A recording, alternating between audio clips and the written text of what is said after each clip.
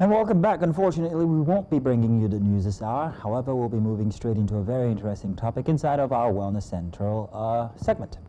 Now, every year, February 4th marks World Cancer Day, a global movement to raise awareness, improve education, and also drive action against one of the world's deadliest diseases, cancer. Cancer remains a silent killer, crippling into millions of lives without discrimination, affecting families, economies, and healthcare systems. Despite medical advancements, it continues to be a leading cause of death worldwide. This year's campaign focuses on closing the care gap, ensuring that access to cancer prevention, early detection, and also treatment is not a privilege, but a right for all. While awareness has grown over the years, myths, fears, and stigma still clouds conversations about the disease, making it crucial to break the silence and discuss it openly. From groundbreaking research in molecular biology to cutting-edge immunotherapy and precision medicine, the fight against cancer has seen remarkable progress, yet the battle is far from over. Many still lack access to affordable screening and also life-saving treatments. There are also growing concerns about lifestyle factors, environmental risks, and also even genetic predisposition that makes some populations more vulnerable than others. So as we observe World Cancer Day, it is important to ask, what are we getting right? And also, where are we still falling short? And how close are we to a future where cancer is no longer a death sentence? To help us navigate these questions, we're joined by Dr. Babatunde James. He's a molecular biologist who will provide expert insights on cancer, its preventions, and the hope science offers and the fight against it. Sir, many thanks for joining us. Thank you for doing this with us on a Sunday morning. Good morning. Excited to be here. Great. Excited to have you. Cancer is often called a silent killer, although some persons have survived it. Why is it so difficult to detect, cancer in its very early stages? So, thank you very much. Most of the time, we are familiar with a lot of communicable diseases, and when we have fever, we associate it with malaria. And many times the fevers that we have, or some sort of pains that we have, are not actually associated with malaria. And so detection becomes a problem because, attitude, seeking healthcare, seeking attitude, probably due to cost, is a bit low in this part of the world. And by the time we are supposed to have detected at its early form, it's a bit late. And despite that, people try to use lots of alternative but not verified or validated care processes that then makes it a bit challenging when they present, to the hospitals for proper care. So, we need to go around in talking about education, awareness, letting people know that cancer is real, and screening, early detection helps, prevention, and also treatment.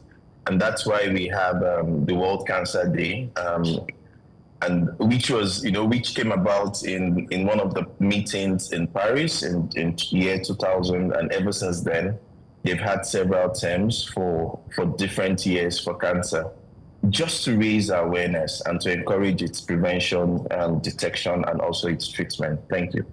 Dr. James, I don't think there's a better person to ask this next question because it's on a molecular level and you're a molecular biologist.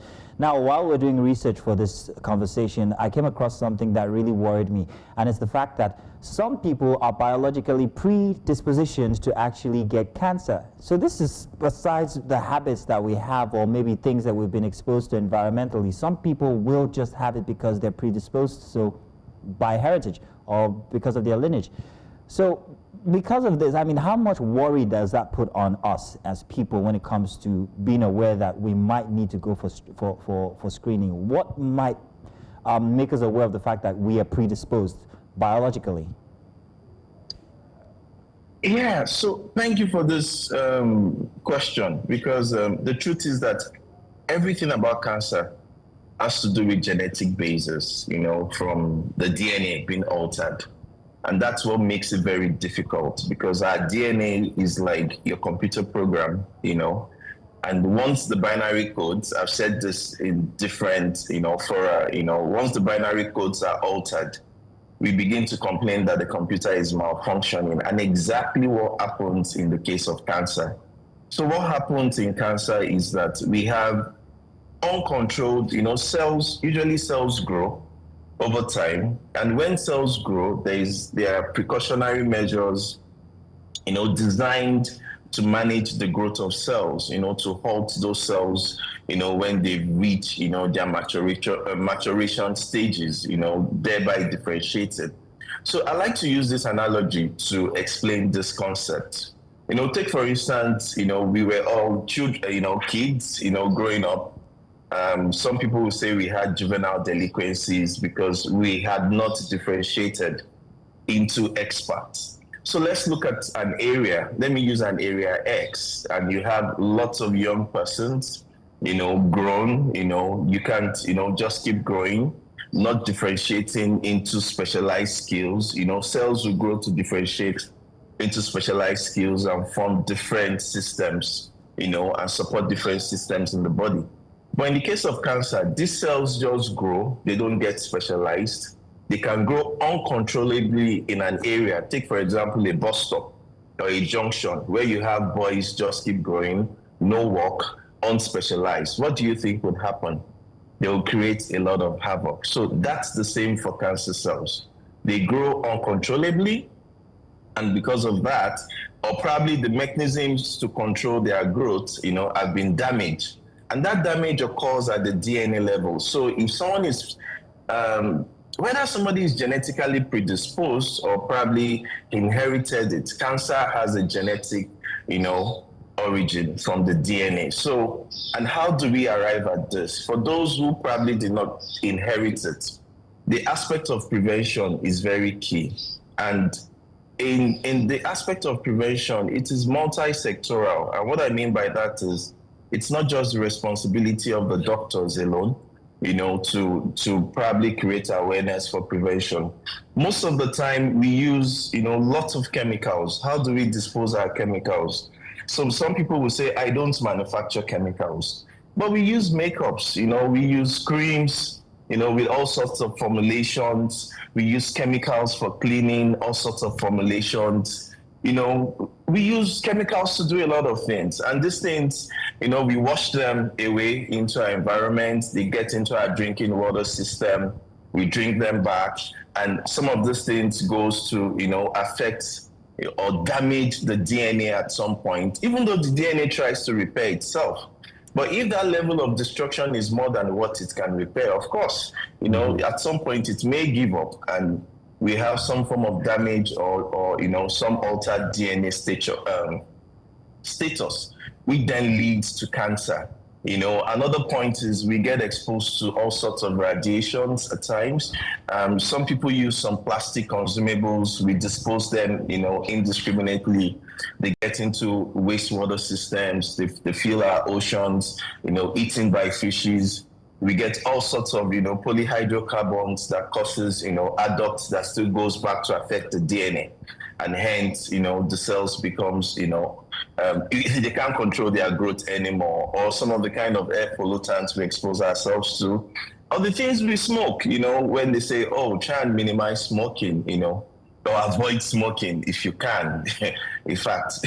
So some of the products of the smokes, will cause DNA adduct that goes to the lung. So for this year's World Cancer Days theme, which is United by Unique, so which places people's uniqueness, people's story. Like I have my cancer story. I have a story of somebody who thought she had arthritis. And whereas she died of lung cancer, was she a heavy smoker? No. But she was a heavy incense burner, in a regular prayer, programs. And I also have somebody who had it, and just by seeking healthcare, she had a very terrible type, and thankfully she saw a doctor, and the doctor was like, "Thank God you came in early." And she said, "Oh, I would take natural herbs." And the doctor was able to tell her the fact that, "Madam, if you go for those herbs and this thing spread to other regions of your body, You may not have more than 6 months, but the person is living for almost 4 years now. So the prevention aspect is everybody's responsibility. We all need to take charge of our lives. We've caused a lot of imbalances in the ecosystem. This has happened. However, where do we go from here?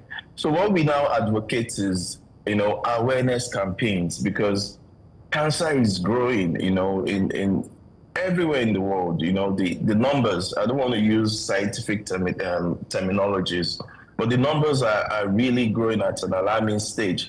And we also have some infectious agents that can also enhance, the uncontrolled growth of cells, such as Dr. HPV, James. human papillomavirus. Yeah. I want to ask about, Hello? we just talked about the genetics and how it plays a role in being susceptible to cancer. But what about some misconceptions that people have about cancer? I would like for you to address that. What are some common misconceptions about cancer that you have heard or you believe should be debunked? Summarily, please. So the most common one is spiritual attack. Like, it's a spiritual attack. It is just the boil, So those are the most common ones that we've heard. Very common. People say it's a spiritual attack, and before you know it, it becomes a problem. But reiterating again, early detection can save lives, and this awareness campaign that your organization is doing would help a lot. All right, good. Thank you. Thank you for that one. Now let's talk about advancements in treatment and medicine and all of that. You're advancing that in Nigeria, if I'm not mistaken. However, how far have we gone? There's been so much put into cancer research, and we're wondering exactly where does all the money go? Are we seeing our Nigerian endeavors actually make the light of day? Has it gotten easier to treat cancer, especially in Nigeria? Do we have the systems? Do we have the infrastructure? Do we have the knowledge? Or have they all migrated out of Nigeria? I know this picture you're about to paint is going to be grim, but let's have it honestly. So interestingly, I don't think the picture is grim, because cancer is a problem everywhere in the world. And the government has put in place what is called the National Institute for Cancer Research and Treatment, which is NICRAT, and they have a very robust strategic cancer control plan. And I'm aware that they are building big, massive centers of excellence, and I guess it's going to happen in probably the 6 geopolitical zones of the country. However, in terms of research, treatment, we also have a lot of heroes, both from the survivors and the doctors as well, helping to fight this. On our own part, we are trying to ensure that people can have access to genetic testing, because once you can discover that or identify the genetic mutations associated, you could have what someone like Angelina Jolie had, which is not something I'm prescribing, probably prophylactic surgery in our case, or probably, you're predisposed. You can begin to go for regular checkups or regular, testing to be sure that you're protected, especially for the men above 40. You can just do simple PSA tests for women. You can go for your breast examinations and mammogram. But we also have some other very very challenging cancer cases coming up, such as cancer of the stomach, pancreatic cancer, which in the case of pancreatic cancer, you feel the person has diabetes, and before you find out, it's spread to some other parts of the body. So genetic testing will help a lot, and the government is doing a lot to see that this can come around. However, these approaches are very expensive anywhere in the world. Some of the drugs, there are new drugs in developed countries that are expensive as $200,000, $400,000, per course, of treatment. And these are highly specialized targeted therapies. So the world is trying to move to, since it's a genetic, issue, and we have unique genetic makeup. So scientists are trying to build, new therapies that are, tailored, to your specific genetic nature. And these treatment processes are very expensive. But efforts are ongoing to see how some of these treatments can come to this part of the world. probably through clinical trials or through some other processes. But a lot is being done. The fight is a continuous fight, and we believe that the more we fight it together, we can reduce the burden of cancer in our environment. Thank you. You said something in your earlier submission of how the cases of cancer seem to be increasing over the years. I wonder if there's environmental factors that has to play with this, with climate change that we're seeing, the rising water levels. Is it our food? Is it our lifestyle? Is it I don't know why the Gen Z think it's okay to smoke. I don't get it. Millennials didn't smoke, but Gen Zs, we're seeing a high number of them vaping and smoking as well. And so what is that factor? What's the contributing factor behind the numbers that we're seeing? A lot has been associated with, aside from genetic predisposition, which is very key. A lot has been associated with environmental factors and our lifestyles. Cancer is like I said, when the cells grow uncontrollably, but if they are localized in a particular region, we can call them a tumor. Let's say those I wouldn't like to use this word aggros, those studs, localized in a region. You can remove them, right, and end it there. But by the time one of them spreads to another region and begin to establish its own kingdom and, creates more problems, then you can begin to have systemic problems in the area. So with environmental factors, our food, we use a lot of chemicals, preservatives now in our foods. Like I said earlier, we take a lot of, chemicals even on our body. People trying to use some corticosteroids, which may also enhance growth of cells, by just thinking, I want to bleach and look fairer. These are some of the problems. Then two, these cells require a lot of energy, a lot of fuel, right? So lifestyle as well. So some people encourage that you starve these cells energy, meaning reduce probably sugar intake, exercise, regularly, reduce alcohol intake. Some people will say, oh, alcohol is not sugar. No, it's not sweet. But alcohol via its metabolic processes will be converted into fuel.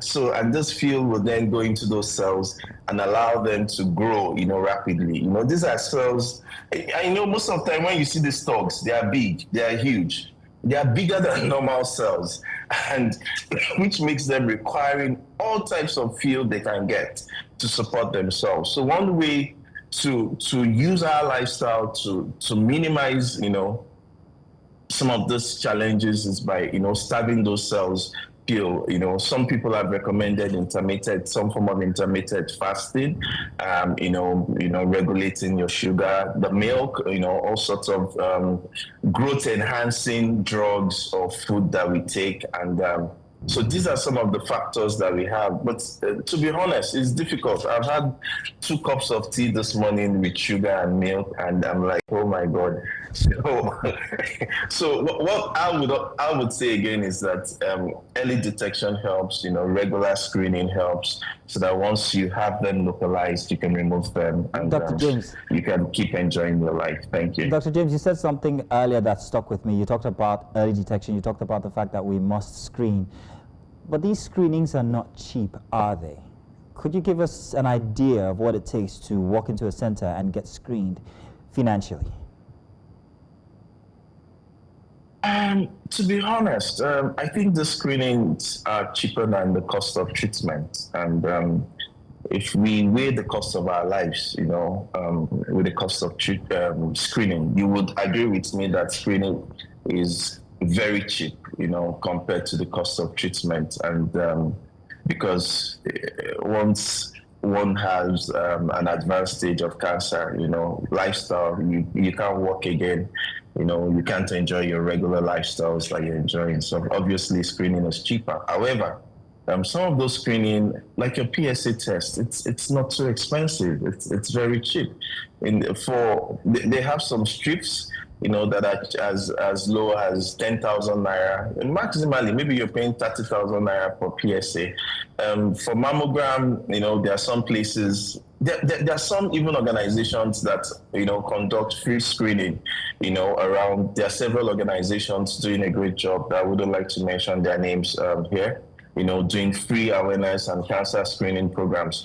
But they are not as expensive as the cost of treatment. So if you're spending less than 50,000 naira for screening or 100,000 naira maximally, I think it's worth going for. However, the cost of screening for genetic testing that we are trying to put into our society is a bit high for now. And the reason why it's high, because it's expensive everywhere in the world. In other climes or other places, you have the insurance helping you to pay for that. But in our environment, we do a lot of out-of-pocket payments. And even most of these tests are not on the insurance testing list. So nonetheless, in summary, screening is cheaper than the cost of treatment. Thank you. Right. And then what's the way forward for us? Healthcare is our healthcare system. Let's not even get started. It's primary healthcare system that is doing its best. Our doctor to patient ratio is by far one of the lowest, if not the lowest in the world. And so how can we as Nigeria, I mean, let's just put Nigeria in the center here, and with all of our misconceptions, our religious beliefs and cultural beliefs, and just the stigma around healthcare and cancer and even sicknesses that one does not understand, and the religion where people go to healing centers.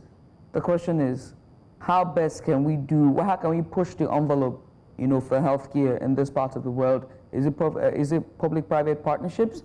Is it more sensitization, the part of the government? What can we do to push the envelope? Thank you very much. So one way, like I said earlier, way forward is a collective approach. Fighting cancer, it's a multi-sectoral approach. It's not only for the doctors. You have physicists involved, you have biochemists, you have biologists, you have everybody involved. You have environmentalists, you have sociologists. So one key thing, like you said, is to raise the awareness. But I must say something that some persons may not agree with. I don't think the fight is for the government alone. In countries where they have high success rates, you have a lot of donations from private individuals into cancer research in billions of dollars, giving so much, encouraging scientists to develop new drugs, develop new treatment processes. The government is just there to regulate the environment, not providing all the funds required, because you will stretch the government if you have to ask the government for everything. So all of us have to do our own bit. Like the person who pours, the chemical waste, untreated chemical waste into the environment, that's your own little bit. You are doing your bit by creating awareness, and people are listening and getting educated. For those who seek alternative but unvalidated treatment processes, I'm not saying they don't work, but my challenge with them is, where are the validations? Who have done the verifications of those treatments? Please, I would strongly recommend seek proper health, guidance. Visit a physician, a physician who can help you. You can then, because they have, verified and validated processes in handling all of these cases. So, and lastly, we need to do all our bits, put in the best that we can, in our own ways. Our lifestyle, properly manage our lifestyle, meaning take away smoking, if you can, the consumption of alcohol, you can have it in moderation if you can. There are some infectious diseases that we can prevent, like that can lead to cervical cancer, like I said, human papilloma virus. There are vaccines, that can help prevent that. And I know a lot of groups are doing a lot in creating awareness towards this. Please encourage, sexually active young persons, before they become sexually active, let them have these vaccines. Hepatitis B virus is spreading like wildfire, which can lead to liver issues that can then maybe lead to liver cancer.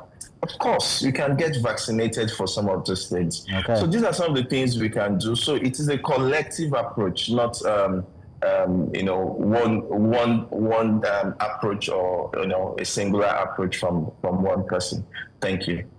Well, Dr. Babatunde James, I want to say thank you very much for being a part of the show today. Obviously, one segment is not enough to.